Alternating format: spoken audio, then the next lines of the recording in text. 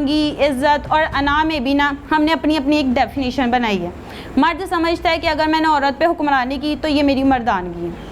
अगर मुझे इनकार हुआ तो औरत ने इनकार किया ही क्यों, वो उसकी अना के ख़िलाफ़ चलेगी बात, ठीक है। इसमें वो सिर्फ अपनी इज़्ज़त, अपनी ज़ात को कंसीडर करता है, वो किसी की ज़ात को कंसीडर नहीं करता।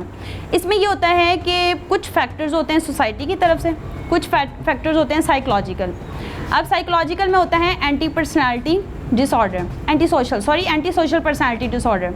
जिनके अंदर हम बात करते हैं कि ये लोग सोसाइटी की वजह से अपने अंदर ऐसी चेंजेस लाते हैं जिनसे उनसे फ़र्क नहीं पड़ता कि उनका पार्टनर, उनके घर के लोग वो किस तरह से काम करें, उन्हें इन चीज़ों से फ़र्क नहीं पड़ता। सिर्फ सोसाइटी को एक्सेप्ट करने के लिए, सोसाइटी को अच्छा दिखाने के लिए, उनका मसबा रवैया लेने के लिए वो अपने पार्टनर के ऊपर तशद्दुद करें, हरास करें या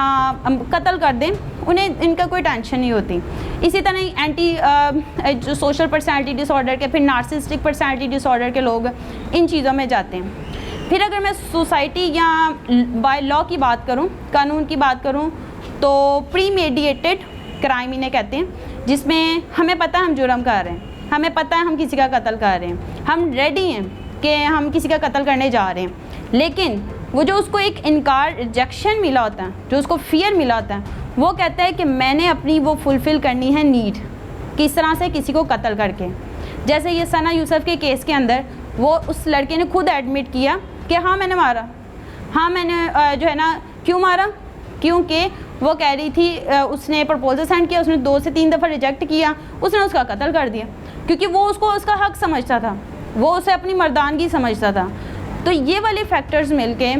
चाहे वो सोशल हो, चाहे साइकोलॉजिकल हो या बायो हों, ये सारी चीज़ें मिलके ये काम कर सकते हैं। अगर आप किसी ऐसे पर्सन के साथ हैं जो बहुत ज़्यादा पोजेसिव है, आप पे बहुत ज़्यादा शक करता है, आप पे हर चीज़ पे रोक टोक कर रहा है, आपको हर चीज़ पे ना आपकी हर चीज़ पे ध्यान दे रहा है, मतलब ओवर प्रोटेक्टिव, पोजेसिवनेस शो करना, शक करना, दैट्स मीन कि अब ये रेड फ्लैग है, आपको इस शख्स से दूर रहना चाहिए, आपको इस शख्स के पास नहीं रहना चाहिए। क्योंकि वो शख्स क्या कह रहा है, अगर वो शख्स आप पे बार बार कह रहा है मेरा अपना फ़ोन चेक करवाओ, ठीक है, तो इसका मतलब वो आपको एक रेड फ्लैग दे रहा है, आपने उससे दूर रहना। फिर इसी तरह छोटी छोटी बातों पे गुस्सा करना,